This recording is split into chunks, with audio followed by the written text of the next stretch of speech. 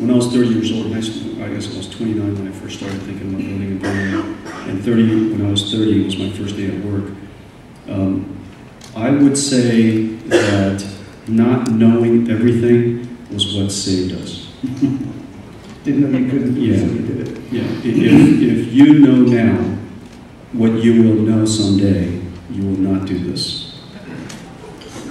There's just no question about it. And because it's too hard, there's too much to know. You have to know so many things to make everything come together.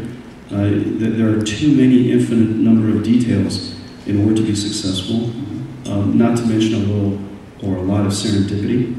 And so if you know now what it would take to be successful, you would do it, because the odds are just impossible. It's just unlikely for you can't plan it out. And so I would say that my ignorance protected me from being overwhelmed by what you guys are up to. And so that's the first thing.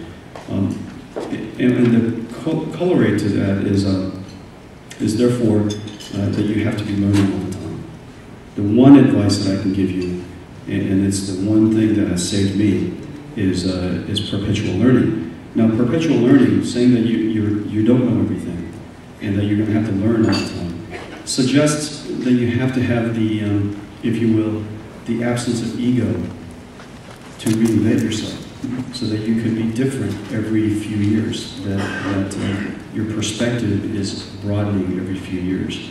You know, it just suggests that you recognize you're not perfect, and it's that you're not, quote, you know, there are a lot of people in the room here whose titles are CEO.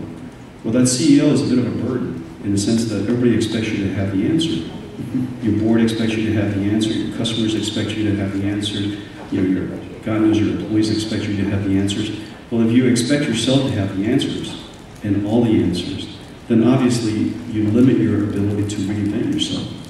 And so you have to start by just recognizing you don't have all the answers, and that's not what a chief executive officer does for a living, is to be the library, right? And so, I think if you could accept that and live with that, you can reinvent yourself and be useful to your company, you know, all the time. So that's how you become a CDM. The C what? DM. CDM, what is that? Chief Decision Maker. Chief Decision Maker? I don't even know that I'm the Chief Decision Maker. You know, I'm the, you know, if you will, for the really hard decisions where nobody is either courageous enough to make that decision because it just hurts too much. When everybody knows the decision we're about to make is going to hurt a lot, that's a decision that the chief executive officer is supposed to make. And sometimes that pain comes from, you know, something bad has really happened. You've just got to take the hit and do the right thing. That's a class of decisions. But another class of decisions is we're about to walk into the desert, but on the other side is the strategic land we need to be. And so the path going through the desert is really painful. The chief executive officer has to make a decision.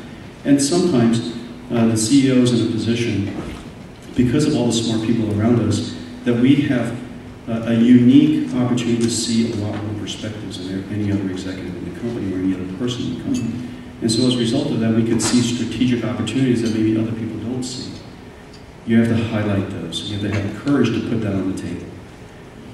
95% of the time, it's probably wrong. But that 5% of the time, it could save the company. And so the CEO's unique responsibility are probably those things.